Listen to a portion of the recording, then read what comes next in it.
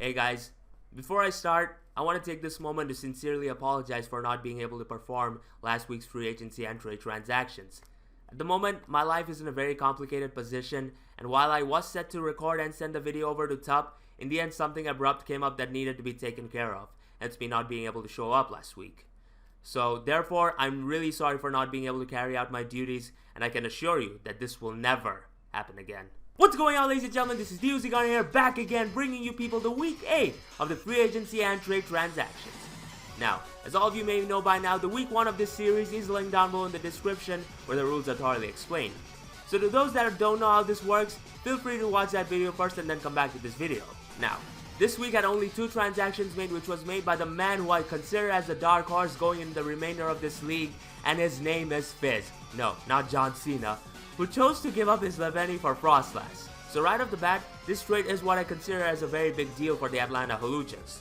You see, Leveni did offer some nice little niches like setting up webs, being able to abuse chlorophyll thanks to that mega suffering from malnutrition, Charizard Y, as well as another Pokemon with Heal Bell. So on paper, this does make you question what exactly Fizz was thinking when he made this trade. However, if I were to go in depth into this, I would say that in a sense, Fizz did make the right call. I mean, sticky webs as a whole is what I consider as situational, along with abusing chlorophyll. That, and despite having these extra benefits, when you look at the potential teams that Fizz might end up facing in the playoffs, I think it's an understatement to say that it isn't boding well for that bug at all, matchup wise. I mean, half of Miguel's team just outright walls this thing, and while it still can put in some work against the other potential teams, it pretty much needs to set up an SD to be considered as a threat, along with having only 5 turns of Sun to do so, which is kinda hard to pull off effectively. So on the basis of matchup and the other complications when it comes down to using it, I do personally think that Fizz made the right call here by giving up on Leveni like half the pro wrestling fans gave up on the WWE when Roman Reigns won the WWE title. As far as Froslass goes, I do actually think it may be a more suitable replacement for Leveni. I mean, when you look at its amazing base speed of 110, and then look at the fact that it does happen to get both taunt and spikes, I think it's pretty evident that it does, as a matter of fact, play a very huge supportive role. While I do get the fact that his future opponents will be fully aware of Froslass' presence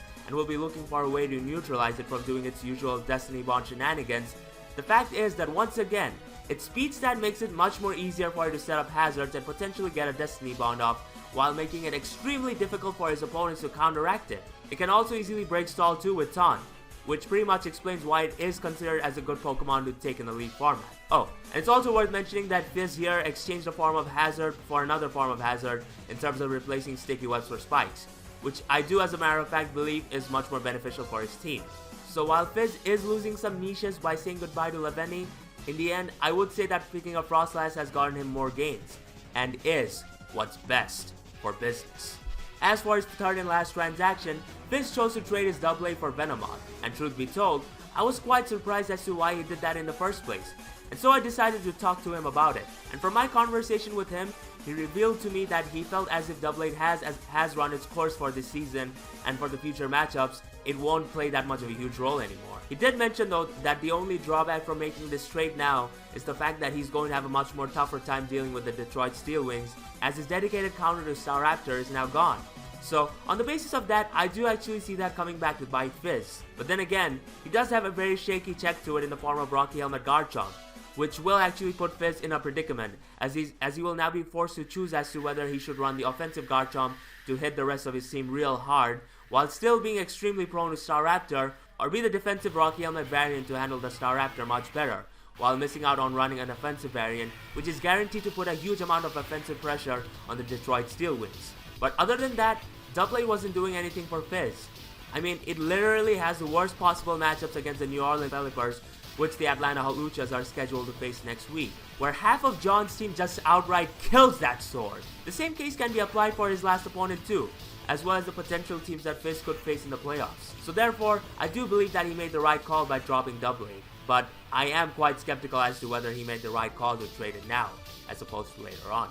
As for the Pokemon he traded his AA for, Venomoth in the League format is what I like to call a very capable Pokemon. Now, to those that are unaware, the new Baton Pass rule is not, I repeat, the new Baton Pass rule is not affiliated with the GBA.